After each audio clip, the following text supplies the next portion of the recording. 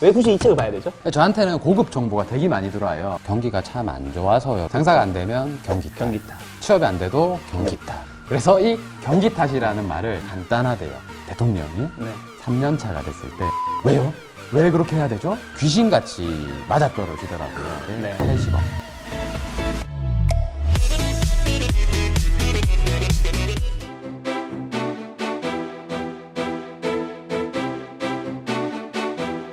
안녕하세요. 김작가TV 작가의 책 코너 두 번째 시간입니다. 작가의 책 코너는 제가 직접 읽은 책을 토대로 저자를 직접 만나 여러분들이 궁금할 수 있는 부분과 저자가 진짜 하고 싶었던 말을 전해드리는 코너입니다. 오늘의 책은 바로 돈 공부는 처음이라입니다. 함께 이야기 나누실 분을 소개하겠습니다. 안녕하세요. 안녕하세요. 반갑습니다. 네, 가볍게 자기소개 한번 부탁드리겠습니다. 네, 안녕하세요. 저는 전업투자자로 활동하고 있는 김종봉입니다. 반갑습니다. 최근에 돈 공부는 처음이라는 책을 내셨잖아요. 네, 맞습니다. 2019년 2월 20일에 나왔네요. 아, 네, 맞습니다. 책이 나오자마자 지금 3일도 안 됐는데 사실 서점에도 안 깔렸잖아요. 네. 현재 교보문고 경쟁력 25위더라고요. 아, 그래요? 네, 네, 감사합니다. 감사합니다. 야, 책 본격적인 마케팅이 시작되면 얼마나 또 독주를 할지. 아닙니다. 네. 첫 아닙니다. 책인데 다삼독서에서 나왔어요. 네. 어떻게 또 이렇게 좋은 출판사를 다행히. 돈으로? 아니요. 아닙니다. 그건 아닙니다. 그래서 그러면 이게 기존에 출간된 재테크책 되게 많잖아요, 솔직히. 네, 엄청 많죠. 뭐가 다른 거예요? 왜 굳이 이 책을 봐야 되죠? 작가님은 재테크란 뭐라고 생각하시나요? 전 재테크란 건 결국에는 뭐 자기가 가진 돈을 활용해서 자기가 경제적 부를 누릴 수 있는 돈을 버는 정도. 그게 재테크이지 않을까. 오케이. 그를 위한 모든 수단이 재테크입니다. 모든 수단. 야, 모든 수단. 야, 맞습니다. 네. 제가 이 촬영을 통해서 돈을 받으면 그것도 재테크인 겁니다. 그럼요, 맞습니다. 하지만 돈을 못 받습니다. 아는 애라서. 네. 많은 사람들이 재테크라고 하면 말 그대로 재물재자의 테크놀로지 합성어다 보니까 돈을 굴리는 기술이라고 생각을 해요. 네. 그래서 재테크 서적이라면 어떤 기술이나 방법을 배워야 된다라고 많이들 생각하시거든요. 뭐 저 역시 마찬가지였어요. 15년째 지금 투자를 하고 있는데요. 돈을 잃었던 기간이 한 7년 정도 됩니다.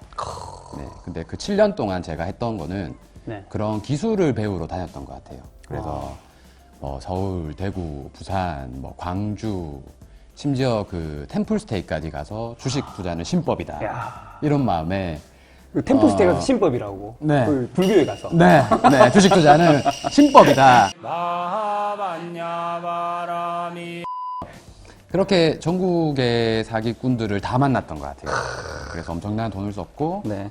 그 과정들을 거치다 보니까 네. 아는 게 많아지겠죠. 그쵸, 기술을 그쵸. 많이 배웠으니까 많은 돈을 썼으니까 그죠? 그쵸. 네. 그런데 아는 게 많은 것과 행하는 것은 다르더라고요. 그리고 재테크의 기술을 배울 수 있는 게 아니라 재테크를 어떤 방향으로 내가 가져갈 건지가 더 중요하다는 사실을 알게 됐어요. 어떻게 보면 기술보다 태도를 배울 수 있는. 맞아요. 뭐 재테크 책이 한 15,000원에서 2만 원대라고 한다면 네네. 그 정도 가격으로 살 수 있는 기술이라면 상식적으로 생각하면 그것으로 부를 이루실 거란 상식적인 생각은 안 하시는 게 맞잖아요. 그쵸, 상식적이지 않죠. 그죠? 네. 근데 사람들은 책을 통해서 뭔가 엄청난 기술이나 엄청난 노하우나 내가 이것만 한 것만 보면 내가 엄청난 돈을 벌 수 있다라고 생각을 하고 투자는 접근하는 것 같아요. 투자를 하기 전에 반드시 돈 공부가 먼저 앞서서 돼야 되고 이 앞선 돈 공부로 인해서 내가 내 태도와 방향을 설정을 하게 되면 그때 이제 투자를 이렇게 얹어가면서 다른 책들을 보시는 게 더 도움이 된다라고 근데 생각해요. 또 재테크 책이니까 이 저자가 돈을 얼마나 벌었느냐 굉장히 중요한 요건이잖아요. 현재 재테크는 정확하게 그렇습니다. 15년 하신 거죠. 전업 투자자로서 활동한 거는 이제 9년 차고요. 네. 29부터 했으니까 9년 차고 재테크를 공부했는 거는 15년 차입니다. 재테크 공부한 건 15년이고 주식으로 전업 투자한 거는 네. 9년. 네. 초기 자본금은 제가 알기로는 2천만 원 정도로 알고 있는데. 네. 2천만 원부터 시작해서 9년간 매월 매매 일지를 공개를 했어요. 그러다 보니까 이렇게 책까지 쓸 수 있는 좋은 우연이 지금 그래서 총 수익은 얼마인 거죠? 제 입으로 말씀드려야 되나요? 지금 총 자산이 어떻게 되는 거예요? 알고 계실 텐데요. 알고 계실 텐데요. 누적 수익률이 2만 프로잖아요. 네. 자산이 어느 정도 되시는지. 40억 정도 나옵니다. 그런데 40억. 네, 9년간 쓴 돈도 있겠죠. 네. 40억. 역시 40억과 얼마 못 번 사이에 보면 옷의 차이가 좀 느껴지네요. 이거 쿠팡에서 산 건데. 네. 쿠팡 옷입니다. 네. 세계에서 이런 좀 자극적인 문구가 있었던 것 같아요. 삶은 결국 돈의 한 조각이다. 네. 돈이 없어도 행복할 수 있다는 거짓말이라는 문구가 있잖아요. 네. 사실 이건 좀 너무 어떻게 보면 기분 나쁘게 들을 수 있는 사람 같은데 네. 어떤 뉘앙스로 쓰신 건지. 제가 돈과 관련된 전업 투자를 활동하면서 상담에 관련된 일을 좀 했어요. 네. 그러니까 뭐 결국 그 사람들이 또 삶이 힘들어지게 된 계기가 대부분 경제적이었던 것 같아요. 그리고 사람들이 살면서 우리가 정말 많이 쓰는 단어가 있어요. 돈만 많으면이라는 단어입니다. 그래서 이 돈만 많으면 뭐 좋은 차를 살 텐데 돈만 많으면 이렇게 안 살 텐데 그래서 앞에 이 돈만 많으면이라는 말이 뒤에 내 미래의 삶과 되기들 많이 연관시키세요. 그렇죠. 그럼에도 불구하고 사람들이 되게 많이 돈에 대해서는 좀 꺼려합니다. 그런데 그런 말들이 돈을 공부하고 배운다는 말들이 결코 삶을 살면서 속물적이지 않다라고 저는 생각을 해요. 그래서 우리는 당당하게 내가 돈을 많이 벌고 싶다. 난 돈 공부를 하고 있다라는 거를 주변에 좀 떳떳하게 알렸으면 좋겠다라는 마음에 사실 조금 독설 같고 불편할 수도 있는 말인데 삶과 돈을 저는 떼어놓고는 생각할 수 없다라고 생각해서 이 부분을 적었던 것 같아요. 그럴 수 있겠네요. 사실 자본주의 세상에서 가장 중요한 피가 돈인데 어떻게 보면 돈을 추구하는 사람은 우리는 또 속물적인 인간 네. 이렇게 치부한 경향이 좀 있잖아요. 맞아요. 네. 근데 또 가장 인상 깊었던 문구 하나가 나는 지난 10년 동안 경기가 참 좋다는 말을 들어본 적이 없다. 네. 이거 진짜 저 와닿았거든요. 네, 맞아요. 네. 그 사실 지금 20, 30대를 살아가고 있는 그 직장인들이나 사회초년생분들이 직장에 취업을 하고 나서 지금 현재까지도 경기가 참 좋다라는 말을 저희 세대는 듣지 저 못 못하고 들어봤어요. 살았어요. 네, 저도 못 들었었고 네, 못 들어봤어요. 앞으로도 들을 수 있을지 사실 의문이에요. 그렇죠. 뭐 한 10년, 20년 후가 안 되면 경기가 안 좋다라는 말을 사람들이 되게 잘 알고 있음에도 불구하고 그걸 해결하려고는 생각을 잘 안 하는 것 같아요. 그래서 결국에는 경기 탓. 장사가 안 되면 경기 탓. 경기 탓. 취업이 안 돼도 경기 탓. 그래서 이 경기 탓이라는 말을 저는 안 했으면 좋겠어요. 네. 경기 탓이 아니라 누구 탓? 내 탓이요. 거기서 그 음식점 사장님한테 했던 멘트가 되게 좋았던 것 같아요. 네, 맞아요. 뭐라고 적었었죠? 어떤 분이 저한테 이런 이야기를 하시더라고요.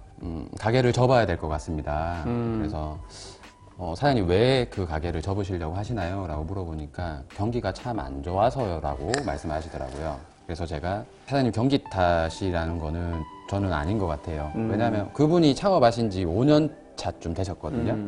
10년 전이든 5년 전이든 경기가 안 좋았던 거는 똑같았어요. 계속 안 좋았어요. 네. 근데 경기가 안 좋았음을 알고 시작한 창업이었으면 그 경기가 안 좋은 상황에서 내가 뭘 어떻게 할 건지를 조금 더 구체적으로 고민하고 활용할 수 있었어야 돼요. 그래서 경기 탓을 해버리면 내가 잘못한 걸 인정 안 하면 자기 발전이 없어요. 저는 실패는 성공의 어머니다라는 말을 믿지 않아요. 네. 그리고 뭐가 어머니예요?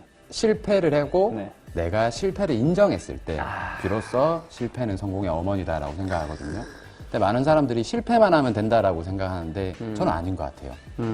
실패를 인정하자. 네. 실패를 인정하자. 네.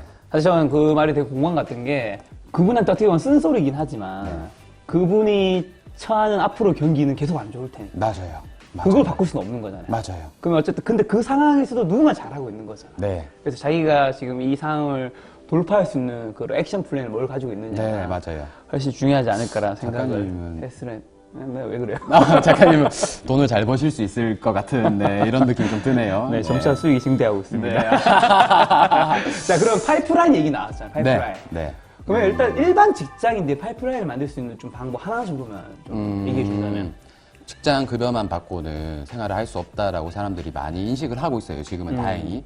그래서 여러 분야로 내가 뭘 잘할 수 있을지를 고민하는 시간을 가지긴 해요. 네. 근데 그 대부분의 것들이 어디서 휘둘리냐면 주변에서 뭐 주식 투자를 한다니까 니도 주식해? 나도 해야 되나? 그렇죠. 그럼 주변에서 코인으로 가상화폐로 돈을 벌었다니까 그렇죠. 나도 시작해야 되나? 주변에서 아파트 뭐 갭 투자해서 돈 벌었다, 뭐 분양받아서 돈 벌었다, 나도 해야 되나? 내가 잘 모르는 분야에 무작정 뛰어들어서 시작을 하는 경우가 주변에 많아요. 비트코인 진짜 많이 했잖아요. 엄청 많이 망했죠. 엄청 많이 했죠. 엄청 많이 망하기도 했습니다.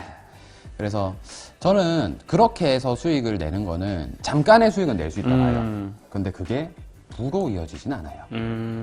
잠시의 수백만 원, 수천만 원은 어떻게 벌 수 있지만 그게 수십억, 수백억으로. 만약 구독이 초심자의 이루어지지 행운은 않아요. 가능하지만. 맞아요. 그게 장기적으로 이어질 수 없다. 네, 맞습니다. 그럼 무슨 파이프라인 만들어야 돼요, 도대체? 그래서 제가 드리고 싶은 말씀은 내가 정말 10년, 5년 혹은 평생 동안 할 수 있는 일이 뭘까? 내 직업을 제외하고 그리고 내가 잘할 수 있는 일이 뭘까? 어떤 사례가 있냐면 직장을 다니시는 분이셨는데 평범한 여성분이셨어요. 네네. 그런데 화장품을 너무 좋아한 거야, 본인이. 아, 화장품. 네, 화장품을. 여자가 다 그래서- 좋아하니까. 네. 근데 본인이 좀 광적으로 좋아하시는 아, 분이긴 광적으로? 했어요. 성분 분석하고 막. 어.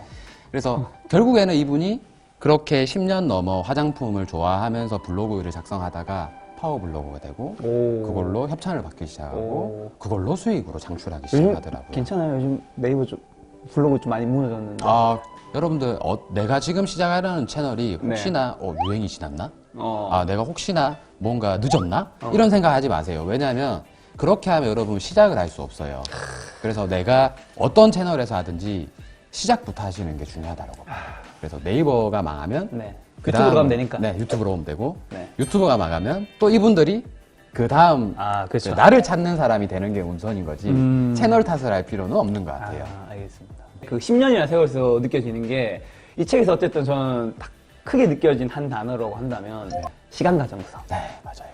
그 시간과 정성을 쏟는다면 그 파이프라인이 무엇이든지 상관없다. 네, 맞습니다. 저는 그렇게 들렸거든요. 네, 맞습니다. 정확하게 이해했습니다. 아. 역시 전 작가. 두 번째는 책에 담긴 여러 가지 사례를 좀 한번 여쭤볼까 하는데 네. 대통령 취임 후 3년이 지나면 그 대통령의 이제 정치적 기반이 있는 지역의 부동산을 매수하시는 분이 있었어요. 네. 사실 이런 것까지 공개를 하면 네. 아 근데 사실 재테크창에서 좀 그런 게 좀 나와줘야죠 몇 개는. 아, 근데 사실 그런 거 많이 안 남으셨잖아요. 네, 거의 안 담았죠. 네. 그 내용은 이래요. 자, 많은 사람들이 돈에 대한 시각을 비상식적으로 생각을 하세요. 근데 진짜 돈을 벌고 계신 현업에서 돈을 벌고 계신 분이나 현업에서 전업 투자자로 활동하고 계시는 분들은 돈을 정말 상식적으로 아주 쉽게 생각합니다. 한 날은 제가 그 부동산으로 큰 부를 이루신 분과 인터뷰를 하게 됐는데요. 아 일단 팩트 검증하고 갑시다. 네. 얼마 벌었습니까 그분? 제가 확인된 자산으로는 저보다 한 살 많으신데 네. 80억. 자 이제 믿고 가겠습니다. 네. 얘기해 주세요. 네. 그래서 이분이 하셨던 투자 방법이 사실 조금 저는 좀 멋졌던 것 같아요. 그러니까 이분은 어떻게 해서 이 자산을 만들었을까 너무 궁금한 거예요. 그래서 어떻게 해서 만들었어요? 라고 여쭤보니까 간단하대요. 대통령이 네. 3년 차가 됐을 때 그 대통령분의 네. 정치적 기반이나 네. 고향 근처에 네. 땅을 매입하신다고 하십니다. 아파트나 건물을. 왜요? 왜 그렇게 해야 되죠? 라고 이야기를 했어요. 네. 그랬더니 이분이 대답하신 게 본인이 대통령이라고 생각해 보세요, 대표님. 제가 대통령이라면 본인이 이제 임기 말인데 네. 내가 대통령이 끝나고 돌아가야 될 곳이 있어야 되지 않겠습니까? 그곳에 내가 정치적 기반이 있거나 내 고향이라면 그곳에 돌아가서 생활할 때 내가 뭔가를 인프라를 구축해주면 좀 좋지 않겠습니까? 라는 생각에서 알아보기 시작하셨다는 거예요. 그래서 실제로 그 투자 결과가 책에 나와 있어요. 아. 근데 정말 귀신같이 맞아떨어지더라고요. 그래서 2015년부터 18년까지 전국에서 부동산 가격이 가장 많이 오른 곳이 대구가 한 군데거든요. 그래서 그렇죠, 그분도 제가 그 이야기를 2015년쯤에 들었는데 그럼 했어야 되잖아요. 저도 투자를 네, 못했습니다. 안 하셨잖아요. 왜냐? 네. 시간과 정성을 안 맞아요. 쏘는 분야니까. 네, 제가 모르는 분야라서 네. 저한테는 고급 정보가 되게 많이 들어와요. 어. 뭐 무슨 약품이 뭐 특허가 허가가 됐다. 대표님 주식 하시니까 제가 알려드린다. 이런 부분들의 말들이 그래, 되게 내가 많이 제일 들어와요. 의심스러워.